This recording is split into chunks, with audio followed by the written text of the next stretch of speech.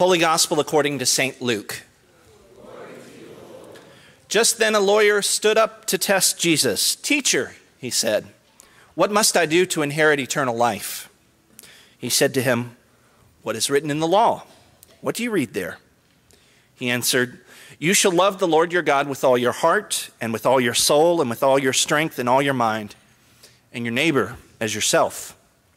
And he said to him, "You have given the right answer. Do this, and you will live."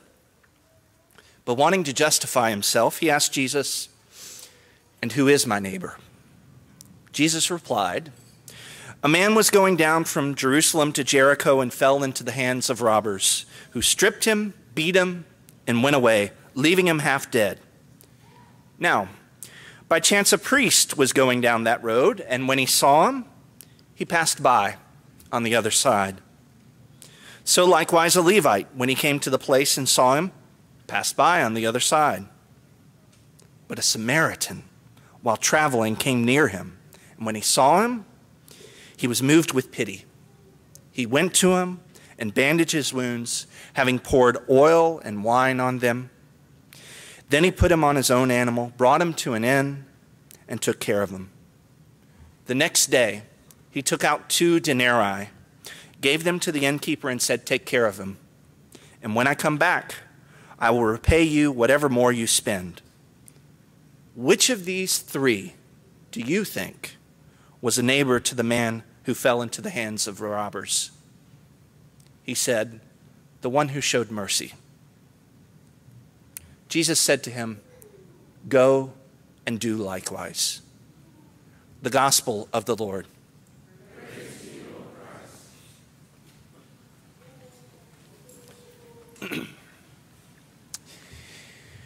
It was the first day of my sophomore year of college, and about 50 of us were sitting in our Intro to Accounting class, waiting for our professor to come into the class. When Professor Bennett came walking in there, he was wearing a nice 3-piece suit with shiny wing-tipped shoes that he had obviously polished the night before. But quickly, we all saw that there was something wrong, mainly that he had forgotten to zip up his pants, and his shirt tail was sticking out of his zipper. So there he was, standing in front of us, giving us the syllabus, telling us about the generally accepted accounting principles that are there, with his white shirt tail sticking out of his zipper. And there I was, sitting in the front of the class, and I tried my best to make eye contact with him the whole class and not to look down anywhere close to there. I didn't say anything to him. In fact, for the next 90 minutes, no one said anything to him.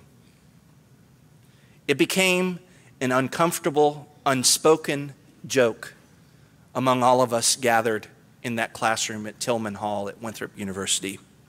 And after class, I have to confess to you that several of us had a good chuckle. As I was thinking about this morning's gospel reading, I was thinking about how wrong it was for me not to speak up, even when it comes to something as silly as one's zipper being down on his pants. I was no better than the priest or the Levite who went out of his way to avoid to help someone else. Our call is to give and receive help to those that are in need, to be a neighbor to everyone that we come in contact with. And if I failed to be a neighbor with something as simple as walking up to one of my professors and saying, XYZ, as I used to say as a kid, what bigger things in life do I fail to see? I miss it. It makes me wonder if there are other things that I've missed. Maybe that's part of the reason that I need other people around me. In our gospel reading for this morning, the question that has really stuck with me this week is the question that the lawyer asks Jesus. Who is my neighbor? Who is my neighbor? The lawyer wants to know who he has to look out for in order to have a right relationship both with God and with his fellow human beings. Now, it was common thinking among some in the religious community of Jesus' day that you only had to look out for people that were like you. If you didn't follow the same religious practices or didn't have the same familial connections, then there was no need to count them as neighbor, as someone that you really needed to be concerned or care about all that much. And Jesus responds to the lawyer's question, not with a yes or a no sort of question, but instead goes in and tells him a story. And in that story, Jesus challenges his followers to see every single person as neighbor. As we've been hearing the horrendous news this week of far too much violence in our country this week, I've been thinking about what it means to be a neighbor. Every single person, with no exception, is to be someone that we are called to care about. Period.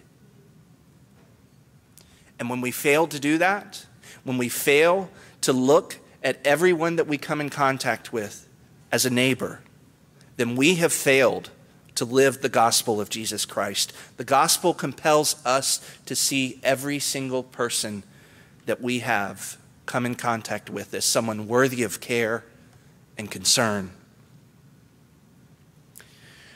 Now, I would dare say that we would all agree that we live in an uneasy period of time in our country's history.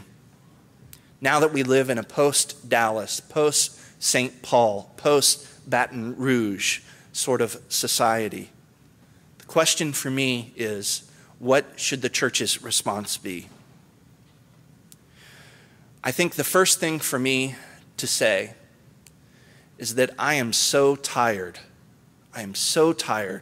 of our country's racial divide. It needs to stop. Last summer, about this time, I was telling you about a classmate of mine by the name of Pastor Clementa Pickney, who was with 8 other people at a Bible study at Mother Emanuel Church in Charleston, South Carolina. And he was gunned down and shot with 8 of his brothers and sisters by someone who wanted to start a race war. Now, this summer, at this point, we're hearing about all of the events that are going on in the country. And certainly race is playing a part in all of these different stories. And I have to tell you that I've been struggling with finding the right words to speak. And I guess my first words have to be the question that Jesus gets asked in our gospel reading this morning. Who is our neighbor? Who is our neighbor? Who are we neighbors to? Is it just people that look like us or think like us? Who are we called to show mercy to? Who are the people that we are called to be like a Samaritan to? The parable ends with Jesus asking a lawyer a question. Who's the one who showed mercy? Who's the one that was the neighbor? And he says, the one who showed mercy. He can't even say the Samaritan. All we know is that as people of God, we have this calling to go out and to do mercy, acts of mercy, show acts of mercy in all that we say and do. So part of our proclamation as Christians, then, is to start with the affirmation that black people are people. Their lives matter greatly to God, and they are people for whom Jesus Christ died. And because of that, we have this calling to see them as fellow human beings, worth of dignity and respect. And we also have a confession at the same time to say that in too many times and in too many places in our own history as a country, that has not been the case. At the same time, we have this calling to say that police officers are people too. God uses them to keep society peaceful and just-filled. and they serve in honorable vocations and should not have to work in situations like what happened in Dallas last week. As Christians, we have this calling to hold both of those statements together.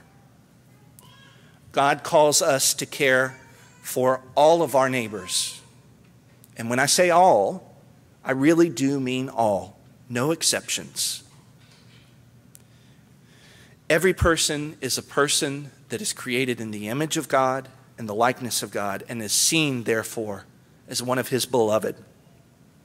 So, when we treat other people with anything less than the dignity and respect of a beloved person of God, then we are not treating our neighbors as we would like to treat ourselves.